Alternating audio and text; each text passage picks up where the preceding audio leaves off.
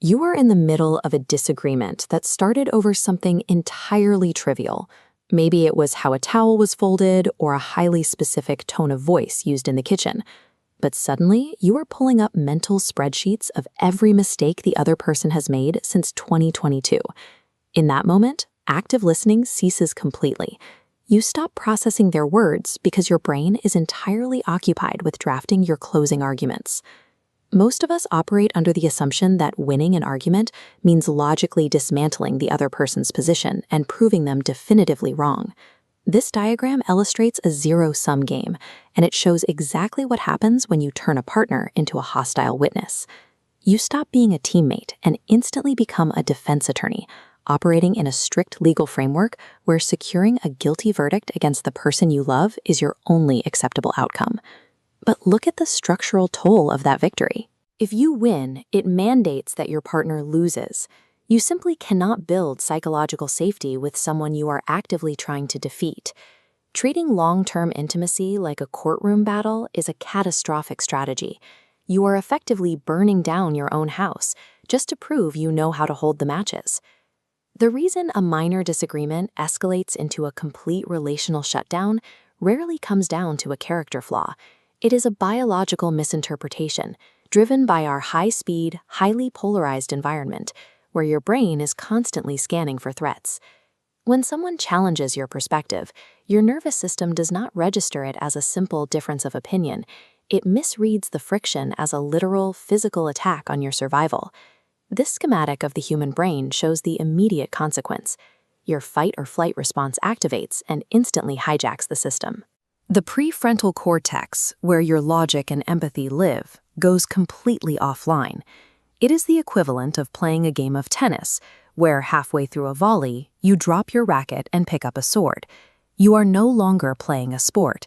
You are fighting for your life. Overcoming this requires a distinct shift in how you view conflict. You are not two opposing forces fighting over a scarce resource of truth. An argument is a structural rupture in connection begging for a bridge. Because you cannot use pure logic to outsmart a biological survival response, you have to abandon the debate. Instead, you deploy tactical empathy to disarm the perceived threat and explore their emotional landscape. To systematically override that defensive armor, we use a deliberate, three-step engineering framework called the resolution architecture. This blueprint outlines the process. Step 1 is the mirroring pause. You halt all preparation for your rebuttal. Instead, you capture the core of what they said and perfectly reflect that exact sentiment back to them. In practice, rather than immediately listing all the excuses for why your current project is important, you say, "You feel like I am prioritizing my work over our time together."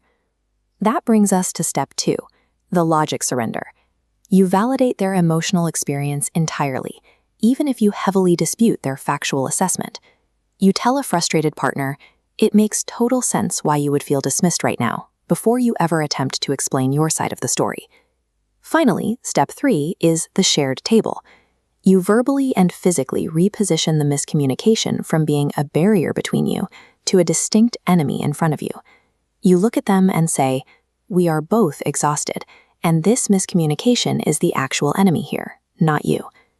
Executing this three-step architecture systematically disarms the biological threat response.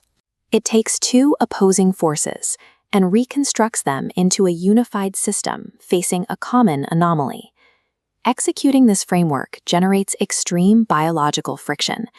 It feels entirely counterintuitive to lower your weapons when someone is actively challenging you. Your ego will scream at you to defend yourself. It will demand that you present your evidence, secure a victory, and lock down your position at any cost. But real strength in a relationship is not proving your superiority. True strength is having the absolute certainty of your own perspective, while simultaneously making space for theirs. The next time a trivial disagreement threatens to escalate into a full system shutdown, you have a binary choice to make. In that exact moment, you just have to decide. Would you rather be right, or would you rather be connected?